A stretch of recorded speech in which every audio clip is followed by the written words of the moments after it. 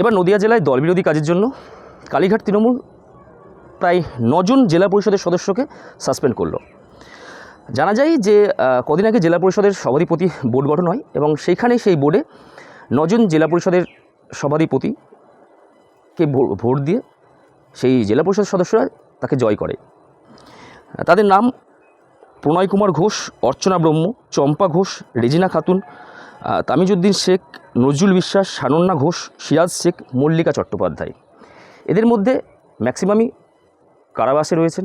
আবার সানন্যা ঘোষের বক্তব্য নেওয়ার সময় সানন্যা ঘোষ এটাই বলেন যে যিনি এমপি মহামৈত্র তিনি যে ফেসবুক পোস্ট করছেন তাকে দিল্লিতে কেন যে বারবার যেতে হচ্ছে, তার তো দিল্লির মতন জায়গাতেই তার সম্মান নেই। আর যে দলটা নেই এখন রাজ্যে সেই দল নিয়ে ওনারা কোনো কিছু বলতে চান না, এমনটাই কিন্তু এখনও পর্যন্ত সানন্যা ঘোষ বা তাদের তৃণমূলের যারা ছিলেন জেলা পরিষদের সদস্য তাদের হয়ে এই কথাটাই কিন্তু জানিয়েছেন। এখন দেখার বিষয় যে এর পরবর্তী এদের বিরুদ্ধে আর কোনো স্টেপ নেওয়া হয় কিনা।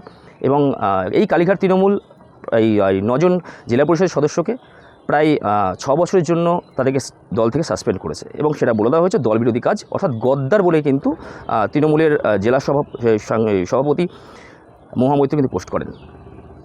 নদিয়া থেকে বিশাল সিংহ রায়ের রিপোর্ট, কলকাতা টিভি।